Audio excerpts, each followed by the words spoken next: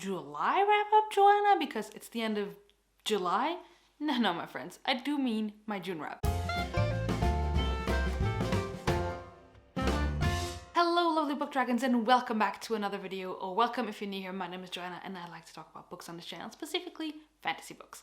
And today is a long time coming. I'm filming my June wrap up at the end of July because I read 20 books in June. 20 books! I read over 7,000 pages in the month of June, and I just couldn't sit down and film this video. It was so daunting, and then at some point I said, like, it's almost the end of July. I'm gonna be having to film my July wrap up soon, so I better get cracking on my June wrap up. So the reason I read so many books in the month of June is because I was participating in the Shelf Space Olympic Readathon.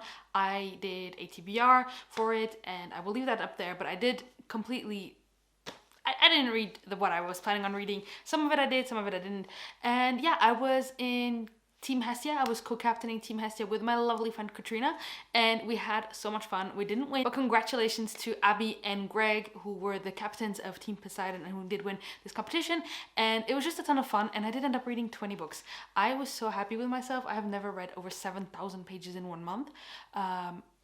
No matter how many books I've read, I've never read that many pages in 1 month, and so I'm very excited. And I'm not going to be talking about every single book in detail, because otherwise, literally, if I talked for 2 minutes about every book, it would be a 40-minute video, plus we already have an intro and outro, and it would just be, you would be here for an hour. So what I'm going to be doing is, for all of these books, I have at least a tiny written review on Goodreads, and I will leave, instead of the book, I will leave my review linked in the description of this video if you want to know more about it. Sometimes I have a little bit more to say, sometimes a little bit less, and I will try to convey some of my feelings in this video, but for your sake and my sake, I won't make this incredibly long. At least I will try not to. I'm going to be starting with the graphic novels I read in the month of June, and I read 4 of them.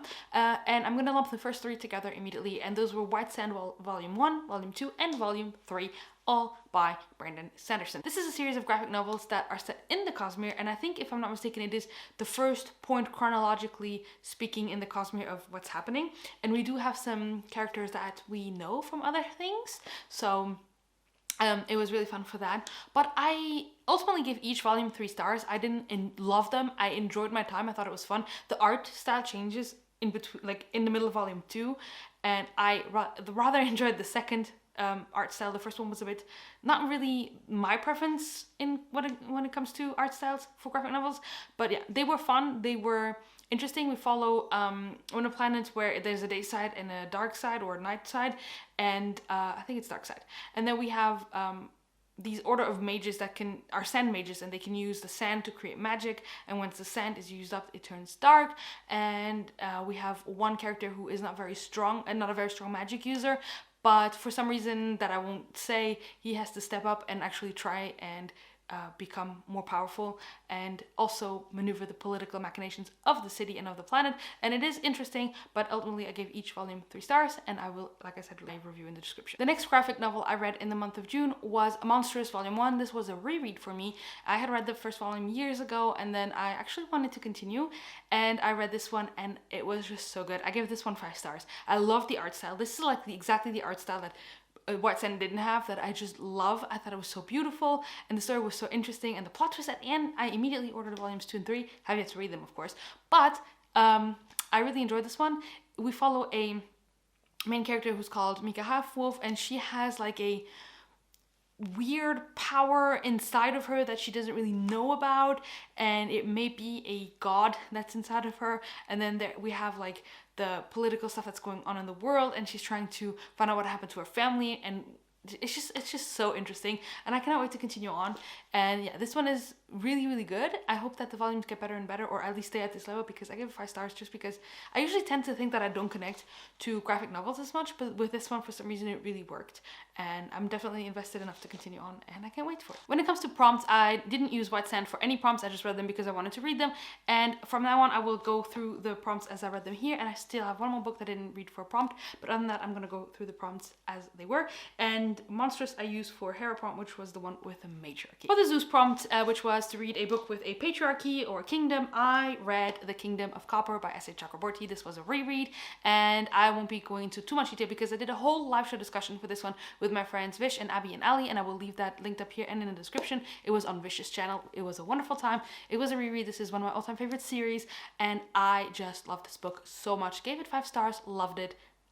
I mean, if you are not reading S.A. Chakraborty and you love adult fantasy set in like African inspired setting, like literally the first book starts off in Egypt. So if that sounds at all interesting to you, like the descriptions of food and places and smells, it's so lush. This book makes you travel. I love it. Absolutely. This series is just so good, guys. I feel like so many people are sleeping on the series and it is one of my favorites. So I highly recommend this one if you haven't read it yet. It is just phenomenal. The characters are so great and I can't wait to get to the last book and discuss it with my friends on Vish's channel. For the Poseidon Prom, which was a book with water or bodies of water featuring them, I read Beach Read by Emily Henry, and this one I actually also won't talk too much about because I have a vlog on this channel where I talk about that book, and that is my book tasting Abby Salter version. I read this one for the Poseidon Prom, which was Abby's team, and I read it because of Abby's taste testing video, and it just came full circle. Abby did a video because of my experience reading it on the endings, how they differ. I will just leave the Abby Salter book tasting in the description and in both places so you can check it out.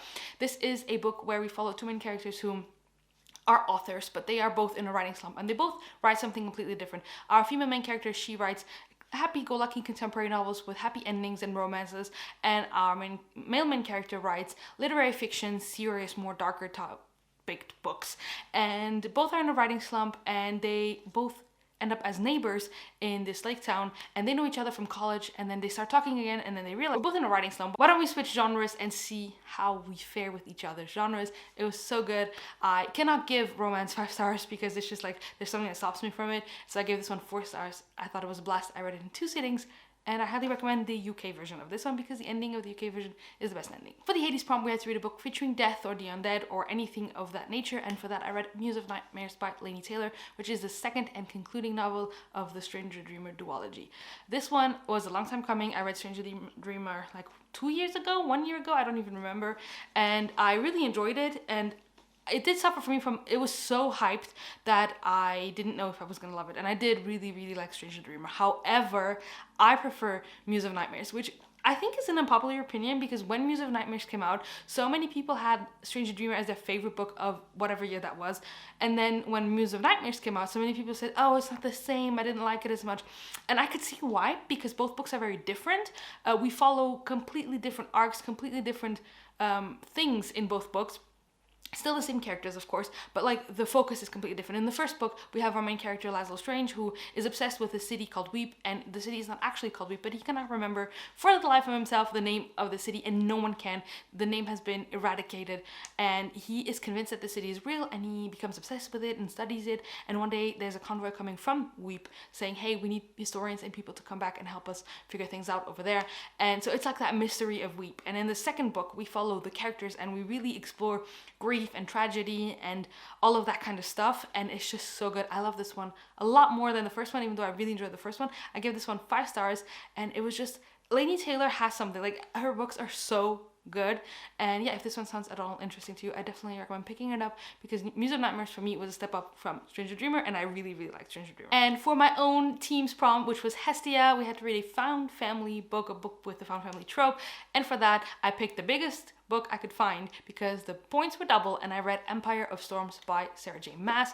This is the 5th book, if I'm not mistaken, in her Throne of Glass series, and it is my last reread. So if you're new here, Sarah J Maas's Throne of Glass series is what got me into fantasy back in 2014 or something like that, and I never actually finished the series, so I had made it since last year my mission, if you will, to reread the books that I'd read and then finally finish out the series. So I have now caught up with all of my rereads, and now I have to read Taradon and Kingdom of Ash to finish out the series, and I gave this one 5 stars. I mean, this is pure nostalgia for me.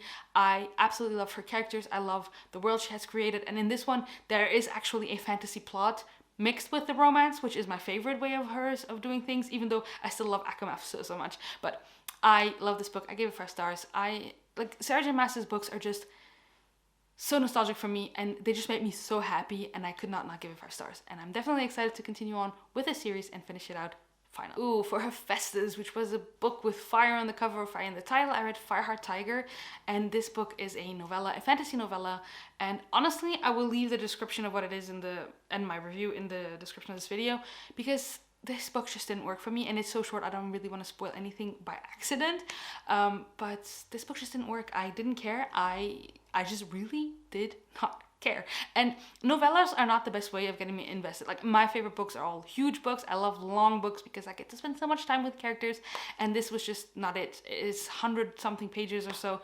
I read it because at this point I was so close to finishing out the bingo board, and I literally had this prompt left, so I was like, okay, I'm not gonna stop and just leave one blank thing. I needed to finish the bingo board. I put this in, I read it, I really didn't like it. I gave it 1 star, and that's it. For the prompt of Dionysus, it was to read a book with red on the cover, or mainly a red book, and for this I reread Dear Martin by Nick Stone. This is a book where we have our main character who is writing letters to Martin Luther King and kind of doing a what would Martin Luther King do in this situation, and he is confronted with police brutality and racism, and one of his best friends being killed just because the police officer thought that maybe he had a gun. And this is a very poignant book. It is a very important book. I gave it 4 stars upon a reread. The first time I think I gave it 5 stars. The reason I gave it 4 stars is because I think this is a very important book, and I think that it is so important to get into the hands of younger readers, and even just generally people should be reading about these kind of things because clearly our world needs it. But I did feel like this was so on the nose sometimes. I like it when topics are brought up and discussed in more of like a nuanced way, I guess. And this was really, we have a classroom situation where someone is saying, they're discussing about privilege and just the fact that our main character is in a private school, and they're like, yeah, but, and someone says, but see, he's here and he's black, and so we're not racist. And then someone else says, yeah, but look, it's because his family is this and this and this, not everyone has this privilege. And it's like, the discussion is very important and very true, but it was just so blatant and on the nose that I don't like that so much. But the book is still very good, and it's still very important that people be reading these kinds of books, and so I gave it 4 stars. Next up we have Team Hermes, which was a book featuring a travel or quest or something like that, and for this I read The Vanishing Half by Bert Bennett. This is honestly, I'm filming a separate vlog where this is featured. This is one of those books that I rated 5 stars purely on instinct. Like, I think that when I finished it, this should be a 4 stars. And then I was like, no, I'm gonna give it 5 stars because I think that the more time will go on, the more I'll love it. And this is true. This is a book about twin sisters who are born in the South, in like a town that's not even on a map and of America. And then they're black, but they could be passing as white, and one of the sisters decides to just try it. She just walks into a store through the white people's entrance, and it's fine, no one says anything, and so she decides, then why do I need to live with racism and with all of this stuff? I'm gonna live as a white person. So both sisters at some point decide to leave this small town because they're both fed up with it, and then they move to a bigger city, which I forgot which one it is, but they move to a bigger city in America. And then our main character that we found in the beginning, she thinks, okay, now it's just me and my sister, but then the sister, the one that wants to live a life as passing white, she leaves her as well. And so we see these 2 sisters who live completely different lives, one as a white woman, one as a black woman, and then how it affects them when they have kids and how it affects their kids' life.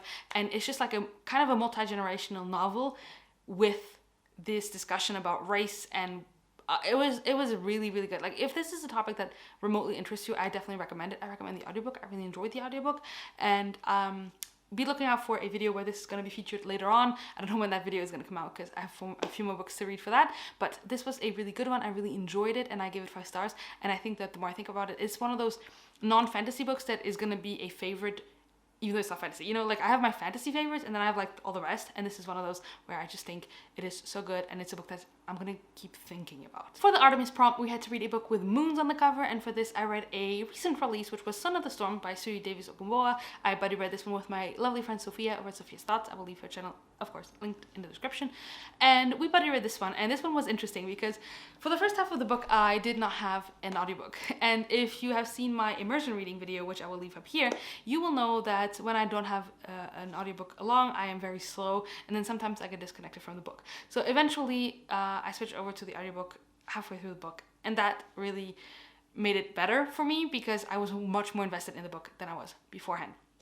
In this book we follow our main character Danso, and he is a scholar, and he has had access to like a very, very secret book, and he was punished for that, but he has a very good memory and he remembers everything that was in it.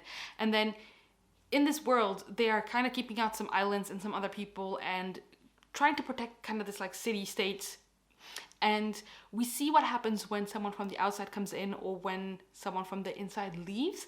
And it was very interesting. I think the book has a lot of potential to continue being a great series, but ultimately I didn't love it as much as I thought I would. I still really enjoyed it. I gave it a 3 stars. If I had to give it a star rating, it's a 3 stars. I enjoyed it, but it wasn't an all-time favorite. It wasn't as good as I expected and hoped it would be, but I still had a very good time. And I think that if you like African-inspired fantasy novels, and if you're looking for more of these types of stories, just like with S.A. Chakraborty, I think you should put this one on your radar, because it is very fun. It is fast-paced, and the characters are good. It's just that I think the fact that I didn't have an audiobook and that I put it down for so long because of it made me disconnect from the book. So I wonder if it's just a me thing or the book thing, but I do recommend it. I still think it's a very good book. For the Aries prompt, we had to read a military fantasy or military sci-fi, and I read The Heroes by Joe Abercrombie. I decided that I wanted to catch up with Mr. Abercrombie's works because he's one of my all-time favorite authors, and I definitely want to be ready for when the last book in the Age of Madness, The Wisdom of Crowds, comes out, and I had to catch up. So I had to read The Heroes and Red Country and Sharp Ends and A Trouble with Peace. Oh wait, A Little Hatred and Trouble with Peace. So I decided, okay, let's start with The Heroes because that's the next one I had in mind. And it is a military fantasy, so it was perfect for this. This book, to be very honest, I was very nervous to go into it because I haven't had good experiences with military fantasy in the past. And this one, I gave 5 stars. Maybe because it's Joe Abercrombie. Yes, maybe. But this book is set over 3 days. And that is, like, you need to know this. You need to know that you're going into a book that is military fantasy, and it takes place over 3 days.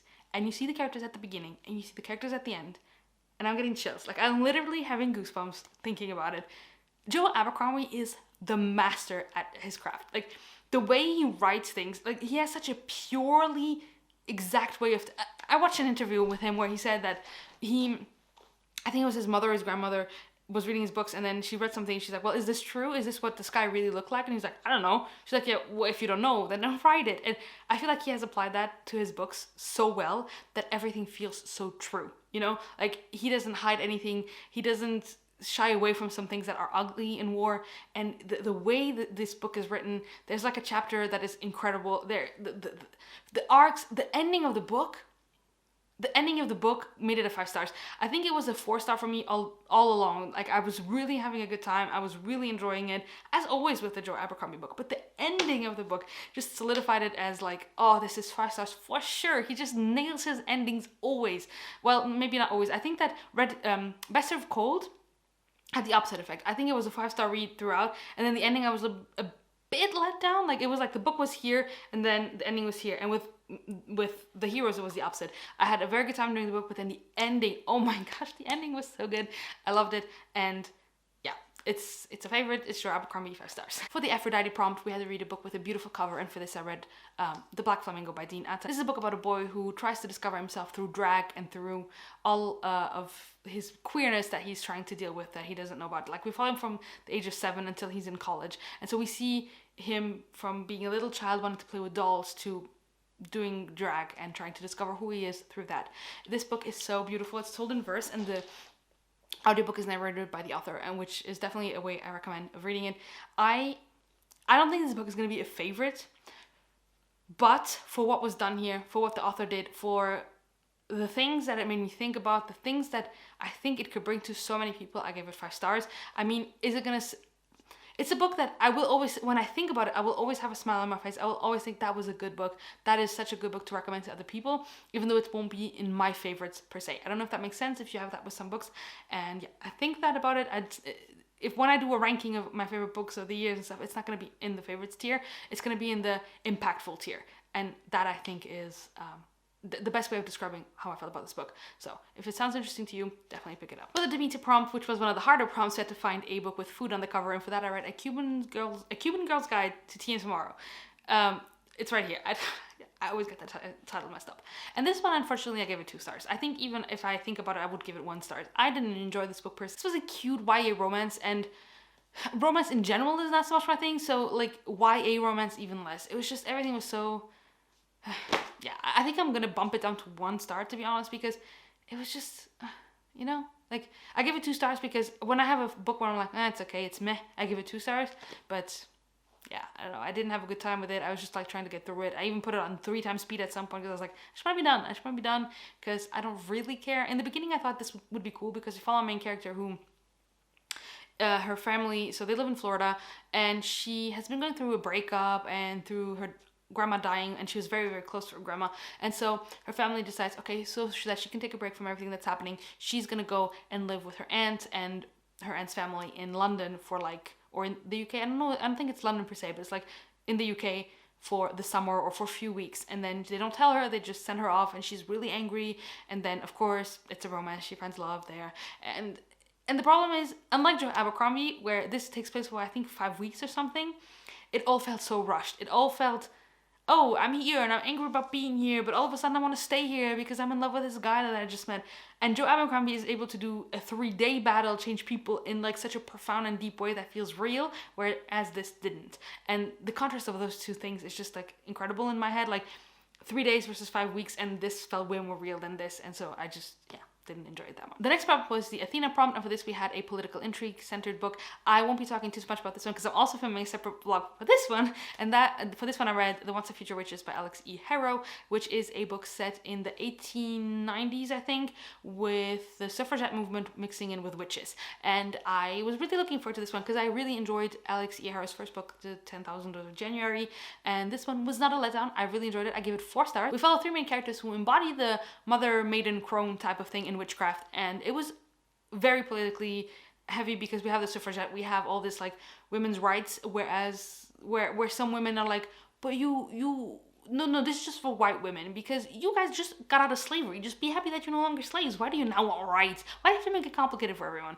And the discussions made there were like, oh, like if you were a woman, a white woman, you were fine, but if you were a black woman or a queer woman or a witch or all of those together, then you were like trash of the trash.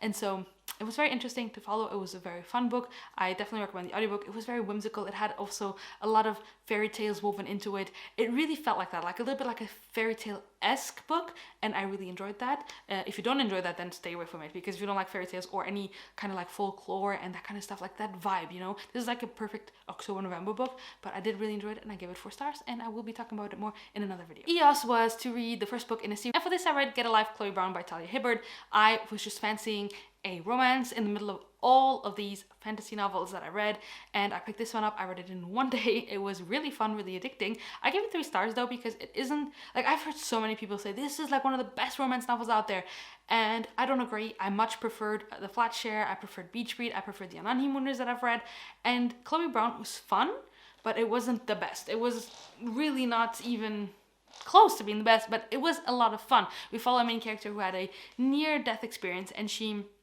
realized that if she were to die, that like she didn't do anything with her life.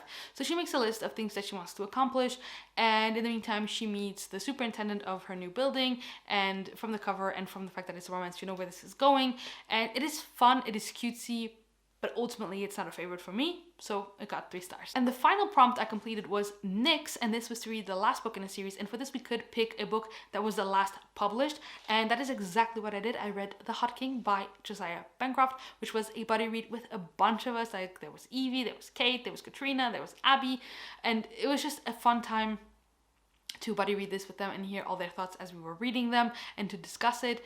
And this book is the last book that is currently published in the Books of Babel, with the first book being Sandal in a Sense. I have a review here on the channel for Sandal in a Sense, which is one of my favorite books of the year. I put it as my favorite book of this year in my mid-year book freak tag, but I do think it may be Hot King, because Hot King was just top tier. I love that book so much. So, sorry, it cut off because it told me my memory card was full, but it's still letting me record this second video. It's just weird. So, The Hot King, I read the second half of it in 1 sitting.